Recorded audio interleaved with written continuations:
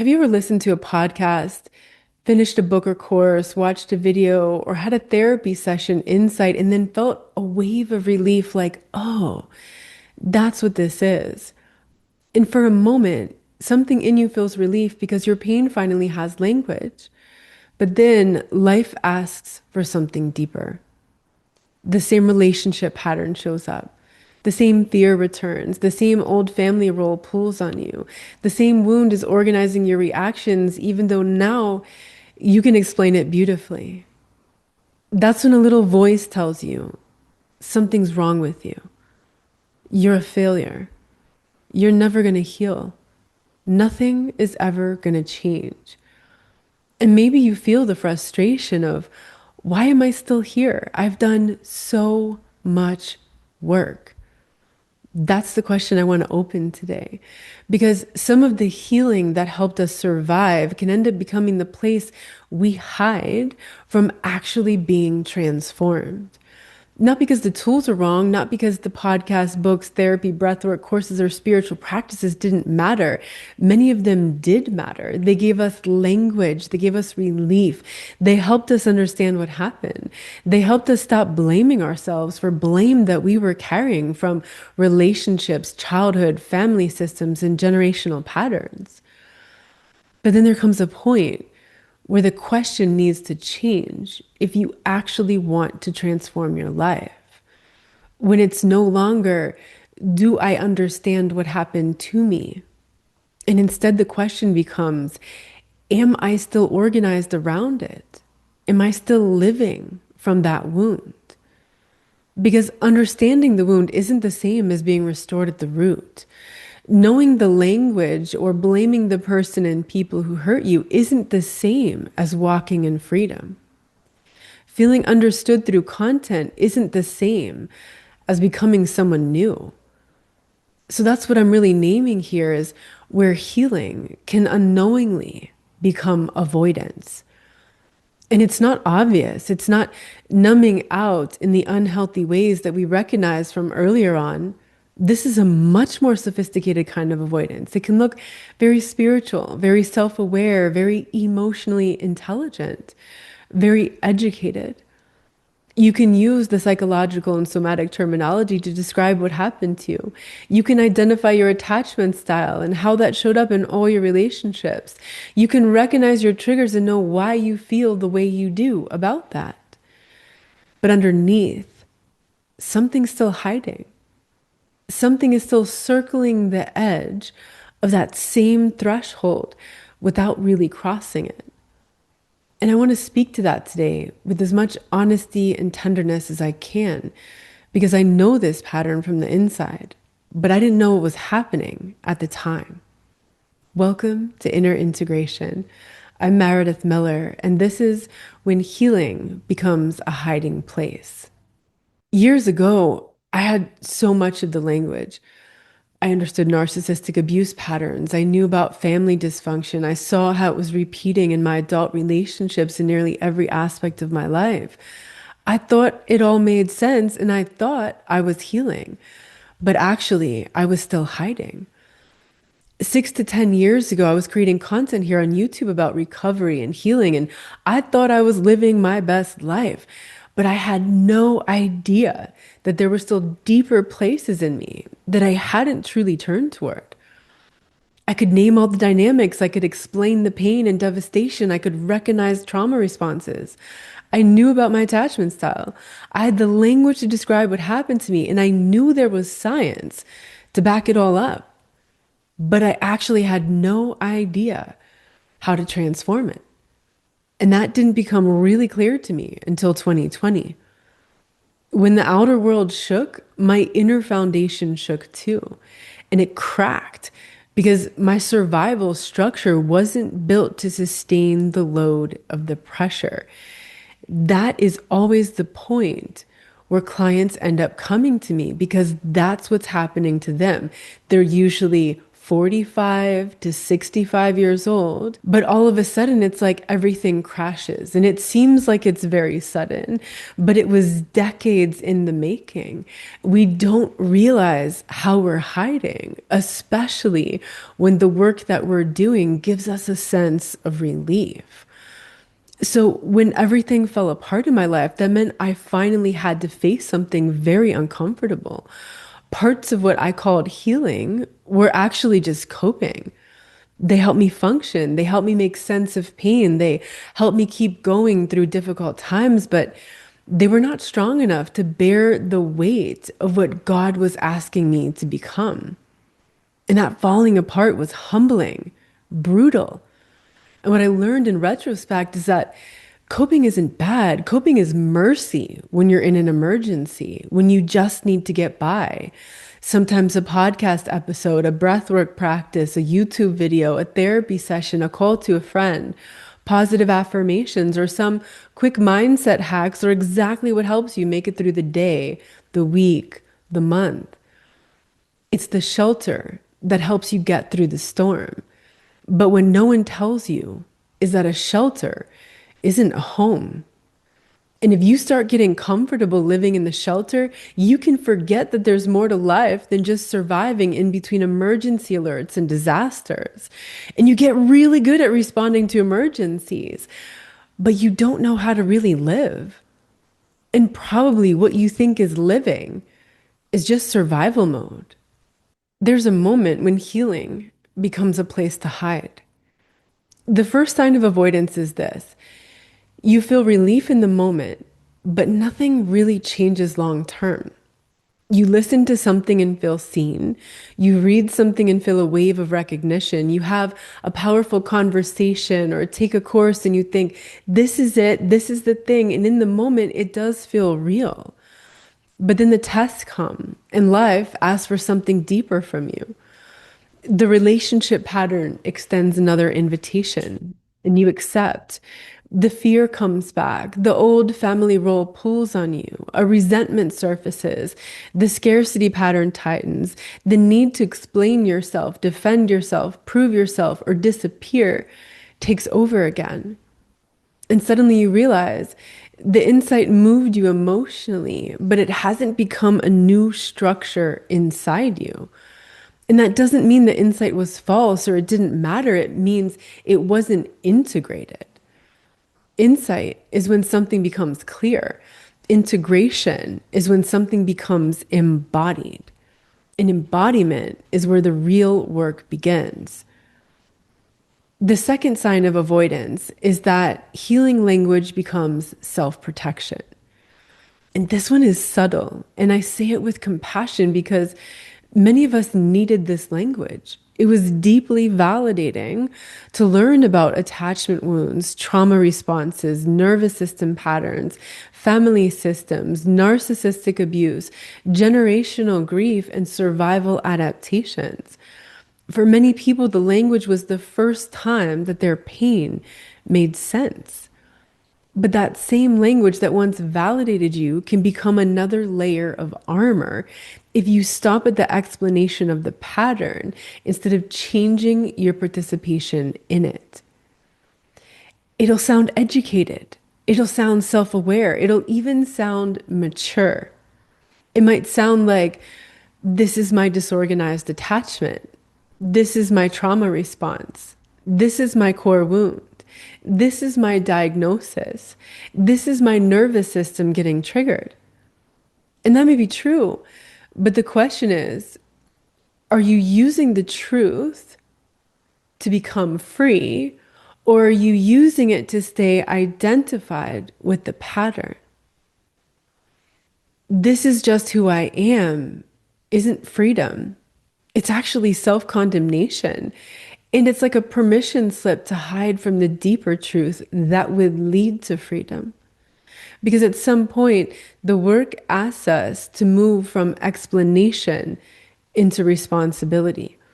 Not blame, not shame, but responsibility, the sacred kind. The kind that says, this may be how I adapted, and that makes sense, but this isn't really my essence. This may explain my symptoms and it makes sense, but it doesn't have to become a life sentence. This may be what they did to me, but I no longer have to hold this for them. This may not have started with me, but something in me is being invited to stop carrying it forward. And that's where healing starts to become restoration. That's where God begins to restore your authority, where survival and self protection had been keeping you in that loop. The third sign of avoidance is that healing becomes an identity. And this can happen so invisibly. At first, healing is the path you take because you're in pain. But then somewhere along the way, it becomes what you identify with. You become the healing one, the self-aware one, the cycle breaker, the one doing the work. And I want to be careful here because those descriptions can be meaningful for a season. Sometimes we need language that helps us separate from the old story. Sometimes we need to recognize that we really are breaking patterns that generations before us couldn't break or maybe even see. But even the identity of being the cycle breaker can become a hiding place if we never let it mature into something deeper. Because God isn't restoring you so you can be the one who's healing. God is restoring you so you can become whole, so you can love from a softened heart without abandoning discernment, so you can walk in quiet confidence and inner authority without needing to prove yourself and perform to feel safe. So you can stop organizing your entire life around the wound and begin living from the medicine that emerges through the restoration. And then so you can share that medicine with others through your divine calling. But as long as we're still working on it, we don't have to fully become the person on the other side. Why? Because that would mean letting the old self die. We can keep one foot in the old architecture while kind of studying the blueprint for the new one without ever really breaking ground to build the new house.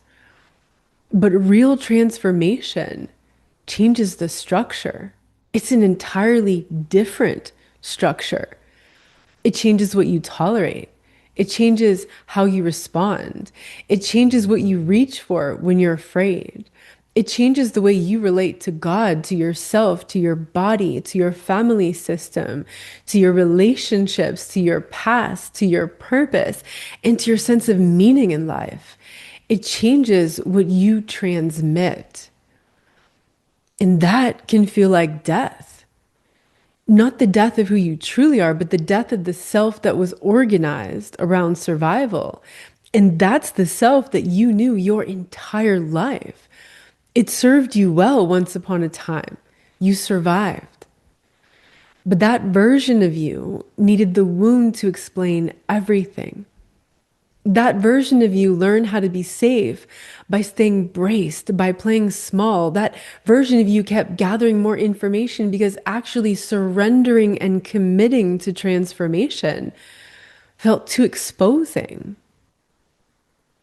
That part of you isn't bad. It protected something tender. It probably carried you through things that were far too much to carry alone back when you didn't know that you don't have to carry it all alone, that you don't have to do it all yourself. So we don't shame that part, but we also don't let it lead forever. At some point, if you want to transform your life, healing asks for a different kind of honesty.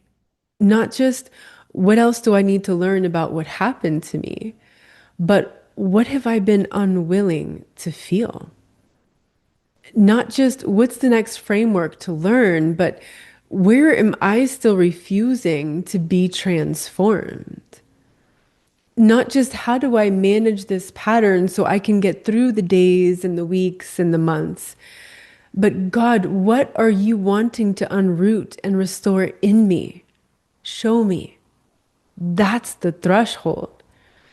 And it doesn't require a dramatic life overhaul, though sometimes that may be necessary. It depends where you are. But it usually begins very simply by pausing after you hear something that moves you, letting it land instead of immediately reaching for the next episode, the next video, the next comment, the next teacher, the next explanation, the next activity. You can begin by asking, what did this touch in me? Where did I feel that in my body? And what does that feel like?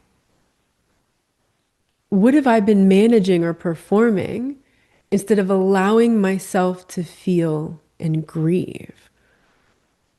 What truth have I understood for months or maybe years, but I haven't yet stepped into it? And what would change today if I actually took action on what God has already showed me? That's the path to integration and transformation. Integration is when your action aligns you with the truth that starts changing the way you live, and that's what transforms who you are. So let this land before you reach for more. If this episode is stirring something in you, I want to invite you to stay with that. Not to analyze it immediately and get caught up in your head, not to turn it into another concept to learn. Just stay with the deeper place in you that recognizes truth, even if it's uncomfortable, and it probably will be, because you probably already know where healing has become a hiding place for you. You probably already know the pattern that you keep explaining, but not yet surrendering. You probably already know the grief that you keep managing with anger or complaints, the truth that you keep circling, but not really admitting honestly, the threshold that you keep approaching and then backing away because it feels unsettling and uncertain. And there's so much grace here. Often life is showing us what we can no longer carry forward, what's dying, what needs to be released, and what God is inviting us to stop maintaining so He can raise us into our next assignment. That was actually part of the topic of our last monthly coffee and chat. People shared vulnerable experiences and beautiful insights about what's ending, what's dying in their life, what's being surrendered, and glimpses of what's beginning to open on the other side. If you want to join us for the next virtual coffee, you'll find the pre-registration link in the show notes below. You're not behind. You're not broken. You're not failing because you used coping tools to survive to this point. Those tools may have been very helpful or even life-saving for a season. But maybe now, further down the road, grace is meeting you in a different way. Maybe grace is no longer only helping you cope and survive. Maybe grace is inviting you to be transformed and restored. It doesn't mean you have to be perfect or polished, but transformed and restored. Restored at the root, restored in your inner authority, restored in your capacity to feel, restored in your ability to love without losing yourself, restored in your heart that no longer needs walls to trust itself, restored in your inheritance of dignity, tenderness, wisdom, prosperity, and truth. The healing world gave many of us language for our pain, and that matters. But language isn't the end of the journey. Healing isn't about becoming someone who can explain the pain beautifully. The deeper invitation is becoming someone who's no longer organized by it. So I'll leave you with this question. Where have I been using healing language to stay in the doorway of transformation without actually crossing the threshold? And what excuses do I have about why it's not the right time to cross that threshold? Let that be enough for today, not as a way to judge, shame, or blame yourself, but as a doorway of greater honesty that opens to a new possibility, because the depth of your transformation cannot exceed your level of self-honesty. And maybe before you reach for the next thing to consume, pause and really let this one land in you. You're not the wound. You're not the adaptation or coping strategy. You're not the survival identity. You are the one that God is restoring beneath all of that. You are the medicine being formed and shared through what has been redeemed. If this episode stirred something real in you, share it with someone else on the path, someone who's ready to go deeper beyond the surface of healing and into true integration. If you'd like to leave a message, share something that resonated, or let me know what you want to hear more about, you can leave a comment here or you'll find a link in the show notes. To go deeper into this work, visit innerintegration.com. And until next time, big hug to you.